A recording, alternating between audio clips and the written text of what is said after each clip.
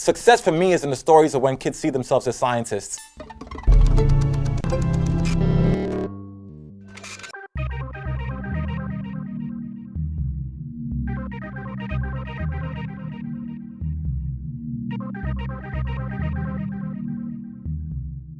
My most recent research has been focused on science-mindedness.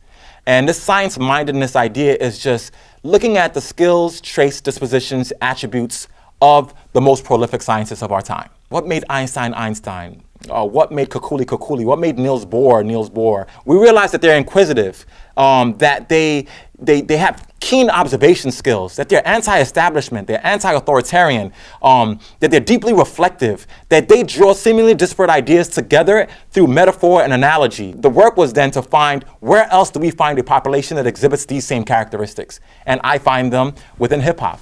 I find them in rappers. I find them in Nas and Jay-Z and Kendrick Lamar. I find them in the young people in schools today who are engaged in the Science Genius Project, that all the skills you want of a scientist, you find in rappers. So that's why we're doing this project, Science Genius, because Science Genius allows young people to see their science-mindedness as a thing that can help them to be successful in science. And so in a nutshell, that's Science Genius and the Science Genius battles.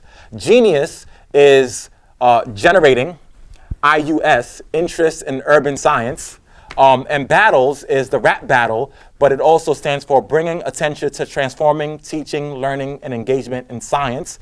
And the idea is just that we want to generate interest in urban schools or in urban science by bringing attention to how we transform teaching, learning, and engagement with young people. So in hip hop, the battle is when you have one MC versus one MC. They have crafted their raps, they come with their crew, and they are going to compete to show who is the best rapper. And so we've taken this idea of the hip hop battle and extended that to include the Science Genius battle, where you have young people who will go and study their science text and information.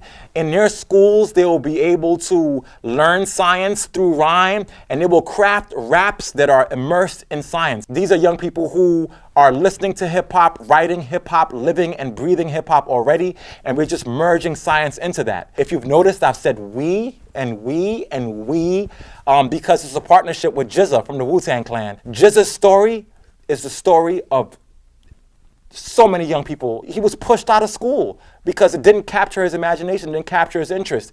And so he is so deeply entrenched in this project because he wants to change the narrative for kids like him. GZA is a science geek as well, deeply immersed in science, inquisitive about the universe, and he's gonna be like a coach, to supporting the kids in writing their science rap, teaching them what the art of rhyme and hip hop is. We've said from the beginning, we are not gonna accept nursery school rhymes. You're not gonna come in here and say, hey, I'm here to play, it's DNA. We are turning up the responsibility for the young people to engage in hip hop differently. We are changing the narrative of commercial hip hop. We have 10 schools so far. In each of those 10 schools, they will have science battles where each school will sort of declare their science genius. The science genius in each of those schools will battle against geniuses in other schools until we have this one big event. It's going to be the 10 science geniuses from these 10 selected schools. There will be rappers in the audience. There will be scientists in the audience. There will be educators in the audience. There will be media in the audience. And we will judge to see who the top science genius is. And that person will be the science genius of New York City. We picked schools where people wouldn't say later, oh, these kids are doing great, because they've always done great. They're the prototypical New York City public schools. Students with low socioeconomic status, neighborhoods that are struggling, high incarceration rates in those neighborhoods. So we've gone to the places where a lot of people don't go. We've gone to the places where the young people need us the most. Everyone's asked me about how do you gauge success? What kind of pre-tests and post-tests would you use?